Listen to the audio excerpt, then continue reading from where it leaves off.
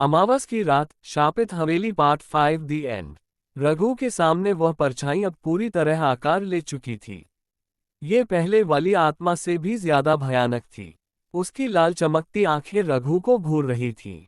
हवेली के अंदर अजीब सी फुसफुसाहट गूंज रही थी, जैसे कई आवाजें एक साथ कुछ कह रही हों। तूने मेरी बहन को मुक्त कर दिया, लेकिन मुझे नहीं हरा पाएगा। रघु ने मंत्रों का जाप तेज कर दिया, लेकिन इस बार आत्मा पर कोई असर नहीं हुआ। अचानक हवा में कंपन होने लगा और फर्श पर दरारें पड़ गईं। हवेली की दीवारों से काले धुएं जैसी आकृतियां निकलने लगीं। उसी समय मुनि काका भी वहां आ पहुंचे। उनके हाथ में एक पुराना तांत्रिक ग्रंथ था। उन्होंने रघु को इशारा किया कि वह मंत्रों का जाप जारी रखे।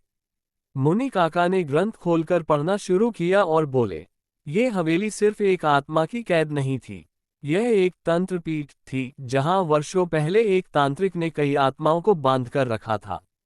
पहली आत्मा जो मुक्त हुई, वह बस इस खेल की शुरुआत थी। असली शक्ति इस हवेली की जड़ों में छिपी है। रघु चौंक गया। मतलब ये हवेली पूरी तरह बुरी आत्माओं से भरी है। मुनि काका ने सिर हिलाया। जब तक इस हवेली की भूमि को शुद्ध नहीं किया जाएगा, यह आत्माएं बार बार लौटती रहेंगी। तभी हवेली की छत से एक और भयानक परछाई नीचे उतरी। ये पहले वाली आत्मा से भी ज्यादा डरावनी थी। उसने मुनि काका की ओर देखा और जोर से चिल्लाई। काका का शरीर हवा में उठ गया और वह दूर जा गिरे। रघु ने हिम्मत नहीं हारी।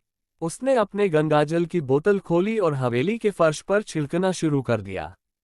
जमीन कांपने लगी, हवेली की दीवारें चटकने लगीं।